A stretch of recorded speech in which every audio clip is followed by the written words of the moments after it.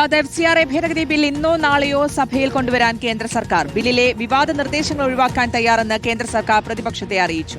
വിവാദ വ്യവസ്ഥയിലെ മുൻകാല പ്രാബല്യം ഒഴിവാക്കിയേക്കും. ആദിൽ പാലോടുണ്ട് വിശദാംശങ്ങളുമായി. അതിൽ FCRA നിയമ ഭേദഗതി ബിൽ തിരക്കിട്ട നീക്കമാണ് നടക്കുന്നത്. ഇപ്പോൾ എന്തൊക്കെ കാര്യത്തിലാണ് ഇളവ് എന്ന് കേന്ദ്ര സർക്കാർ അറിയിച്ചിരിക്കുന്നത്?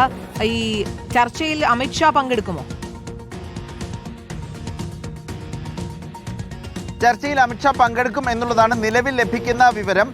FCRA ബിൽ, വിവാദ FCRA ബില്ലാണ് നേരത്തെ പാർലമെന്റിൽ കൊണ്ടുവരാൻ കഴിഞ്ഞ സെഷനിൽ ശ്രമിച്ചിരുന്നുവെങ്കിലും പിന്നീട് കേരള നിയമസഭാ തെരഞ്ഞെടുപ്പിന്റെ പശ്ചാത്തലത്തിൽ കേരളത്തിലെ BJP നേതാക്കളുടെ സമ്മർദ്ദത്തെ തുടർന്നാണ് ചർച്ചയ്ക്കെടുക്കാതെ ബില്ല് പിൻവലിച്ചത്. ഇപ്പോഴത്തെ വീണ്ടും FCRA ബിൽ വരുന്നു എന്നുള്ളത് ഏറെക്കുറെ സ്ഥിരീകരിക്കപ്പെട്ടിരിക്കുന്നു. അതിൽ പ്രതിപക്ഷത്തിന്റെ സഹകരണം പ്രധാനമാണ്. ഇതിന്റെ അടിസ്ഥാനത്തിലാണ് ചില ഇളവുകൾ നൽകാൻ തയ്യാറാണ് എന്ന് കേന്ദ്ര സർക്കാർ അറിയിക്കുന്നത്. FCRA ബിൽ, അതിൽ വിവാദമായ വ്യവസ്ഥ ഇനി ഒരുപക്ഷെ ഒരു സ്ഥാപനത്തിന്, ഒരു സംഘടനയ്ക്ക് ഏതെങ്കിലും കാരണവശാൽ ലൈസൻസ്, FCRA ലൈസൻസ് നഷ്ടപ്പെടുകയോ പുതുക്കാതിരിക്കാൻ കഴിയുകയോ ചെയ്താൽ അവരുടെ സ്വത്തുക്കൾ മുഴുവൻ കേന്ദ്ര സർക്കാരിന് കണ്ടുകെട്ടാം എന്നുള്ളതായിരുന്നു വിവാദ വ്യവസ്ഥ. അങ്ങനെ വന്നാൽ നിരവധി സ്വത്തുക്കൾ നഷ്ടപ്പെടുമെന്നതാണ് ക്രൈസ്തവ സഭകളുടെ അടക്കം ആശങ്ക.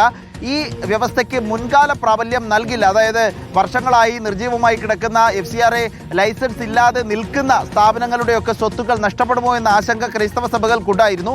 അങ്ങനെ മുൻകാല പ്രാബല്യം നൽകില്ല. ഇനി മുതലായിരിക്കും അത് നടപ്പാക്കുക എന്ന നിലയിൽ ഒരു മാറ്റം വരുത്താം എന്ന നിലയിൽ ചർച്ചകളുണ്ട് എന്നതാണ് ഇപ്പോൾ ലഭിക്കുന്ന റിപ്പോർട്ട്. ഇന്നലെ കിരൺ റിജു, പാർലമെന്ററി കാര്യമന്ത്രി, പ്രതിപക്ഷ നേതാവ് രാഹുൽ ഗാന്ധിയുമായി കൂടിക്കാഴ്ച നടത്തിയിരുന്നു. 50 മിനിറ്റ് നീണ്ട കൂടിക്കാഴ്ചയിൽ ഇക്കാര്യങ്ങൾ ചർച്ചയായി എന്നാണ് മനസ്സിലാക്കുന്നത്. ഇനി അറിയേണ്ടത് പ്രതിപക്ഷത്തിന്റെ നിലപാടാണ്. ഏത് വിധത്തിലായിരിക്കും FCRA ബില്ലുമായി സഹകരിക്കുമോ അതോ ഏത് ബില്ലിൽ ചർച്ചയ്ക്ക് അനുവദിക്കുമോ, ചർച്ചയ്ക്ക് തയ്യാറാകുമോ എന്നതടക്കമുള്ള കാര്യങ്ങളിൽ ഇനി കൃത്യമായ നിലപാട് പ്രതിപക്ഷത്തിന്റെ ഭാഗത്ത് നിന്ന് അറിയേണ്ടതുണ്ട്. ഇതിനൊപ്പം ഇന്നിപ്പോൾ പാർലമെന്റ് ചേരുമ്പോൾ രണ്ട് സഭകളും പ്രക്ഷുബ്ധമാകാൻ തന്നെയാണ് സാധ്യത കാണുന്നത്. ഡൽഹിയിലെ പോലീസ് അതിക്രമത്തിൽ ആഭ്യന്തരമന്ത്രി അമിത്ഷാ, കേന്ദ്ര ആഭ്യന്തരമന്ത്രി അമിത്ഷാ കൃത്യമായൊരു പ്രസ്താവന സഭയിൽ നടത്തണം എന്നുള്ള ഒരു ആവശ്യം. മറ്റൊന്ന്, അയോധ്യ രാമക്ഷേത്ര കൊള്ള സഭയിൽ ചർച്ച ചെയ്യണം. അങ്ങനെ പ്രധാനപ്പെട്ട ആവശ്യങ്ങൾ ഉന്നയിച്ചുകൊണ്ട് പ്രതിഷേധം ഇപ്പോൾ തീരുമാനിച്ചിരിക്കുന്നത്. അതാണ് ആദിൽ പാലോടാണ് വാർത്തയുടെ വിശദാംശങ്ങൾ നൽകിയത്.